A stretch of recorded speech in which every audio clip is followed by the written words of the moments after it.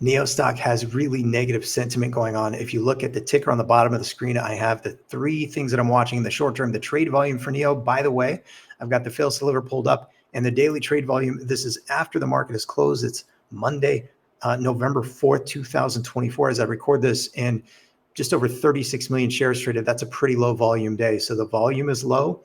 We've got the continued elevated FTD spiking going on for NIO, and sentiment is bad. Here's how I know sentiment is bad. I didn't even have to leave my own channel to show you this. Check this out.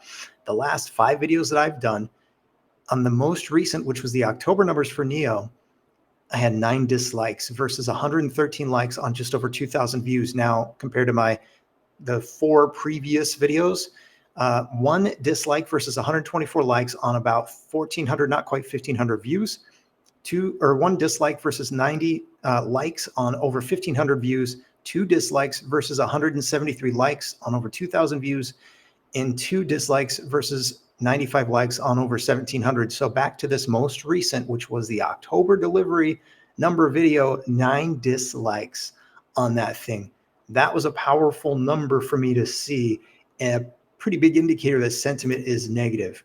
Now, here's another thing that I noticed, and I just wanted to mention it. I really hope NIO will come out and offer something publicly on their either their NIO website or on this platform, Twixter, to clarify, because a lot of folks seem to be talking about and suggesting that NIO is going to come out with a hybrid, and I do not think that is the case, and I think NIO has actually said it. So I hope they will come out and very powerfully state it in the near term, because especially with sentiment being so bad and the stock price action being questionable at best, with fails to deliver so high, I just want to keep tabs on that. Anyway, I'm going to pivot now because this is Mr. Overhype, and I've had him blocked for a while. But the reason I have him blocked, I usually have a specific reason for blocking someone on this platform.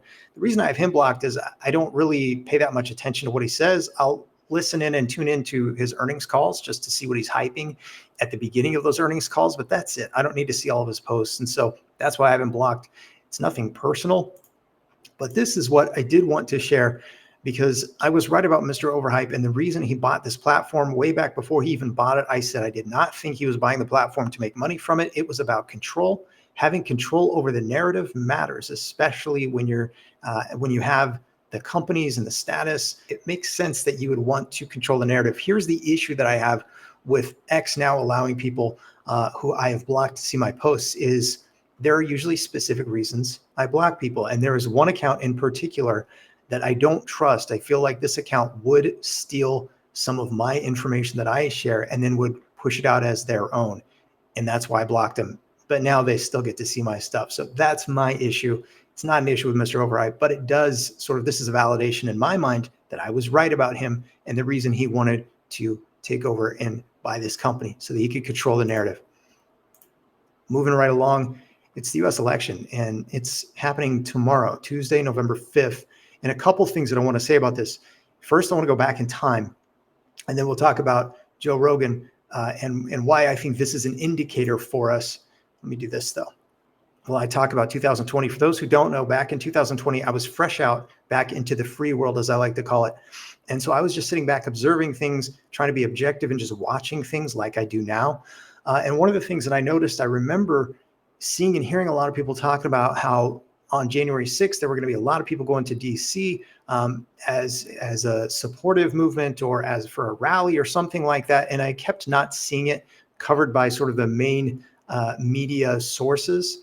And so I thought, well, gosh, we could have volatility in the stock market if the main media sources are not allowing this gathering that people plan to do. If they're not covering it, that might shock the markets a little bit. We may get volatility as a result of it.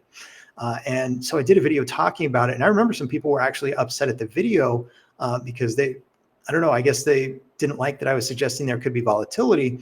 I remember one person coming back to my video the next week and saying, I was really mad when I watched your video, but then I realized, wow, you really called it. You were right. And so look, this is not about me being right. This is me sitting back trying to be objective and observing things. And so now let's talk Joe Rogan and what I think is fascinating. And I'm going to take this into why I'm going to call what I think might happen. I do think we could have volatility after the US election.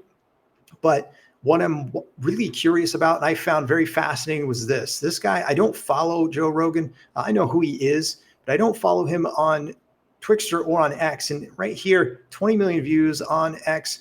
And he said, since there's an issue with searching for this episode on YouTube, here's the full podcast with Trump. It was an interview that they did. Now, I remember hearing that they were going to do an interview, and I was kind of curious about that. And so although I don't consume a lot of Joe Rogan content, I was curious to check that out. And I would have watched also the Kamala interview if that would have happened. But what's interesting is when I did a search, Rogan Trump, I did not get the video on YouTube. YouTube apparently had it buried. And so after searching for a little while, I did find the video, and it has since gotten 44 million views 9 days in. And this is one of the indicators for me is that even if YouTube is not pushing this out, which you would think they would want more views for it, right? That's why they would push out content and not sort of hide it or make it harder to find. That's still a ton of views, a lot of interest. And so my thinking and what I kind of wonder what we'll see with the election, I'm going to share that in just a minute. But also kind of a fun fact, when I noticed things like this, the independent fact check, I actually was curious when the whole fact check thing became a thing. And so I looked that up. I think it maybe emerged as a label or a thing back in like 2008. And so I sort of laughingly joke or think to myself that must be when there was so many media outlets lying so much, and it was so blatantly obvious that they decided they needed to then quote unquote have fact checks to prove that they weren't lying. I just think so. That's when they had to justify their lies. I don't know. That's just me having fun, poking fun. And also, again, I just sit back and watch this stuff and think it's really fascinating. Having a channel and seeing when some of my things are apparently hidden or really difficult to find, I've seen that side of it. So I do know that it happens. But what I'm thinking with respect to the election is, yes, we could have volatility, especially if it ends up being close or is viewed as close or is hotly contested. But I am thinking and leaning towards, it seems like either it'll be really close or allegedly really close, and somebody will be complaining and saying that it wasn't really close, or it's going to be landslide for Trump. The reason I say the landslide for Trump seems like it could play out is not just the interest level with so many views on a video that wasn't even easy to find, as I personally found my experience to be, but I just think that we're going to have a record show out. And one of the things that that Trump talked about is that he's active on TikTok. And I wonder if he won't be more relatable to the young voters, some of whom perhaps have never voted, and some of whom may, for example, like the fact that if he's active on that platform, he's unlikely to take it down. I remember some of the young TikTok users, when I asked them kind of randomly, again, always doing market research, and I'm curious what people are thinking. I asked them, I said, if TikTok is banned and not allowed, what are your thoughts on that? They were not happy, I guess, is my point. So I don't know if that shifts part of, the general population vote and how that maybe, carries over through the numbers. But I wanted to offer as just my view, kind of sitting back, watching. Anyway, that's just some of my thinking. I wanted to share it. Let's see if I get more than 9 dislikes on this video. Anyway, have a great day. I'll be back with more content before you know it, because there's a lot more to cover. I'll see you all again very soon.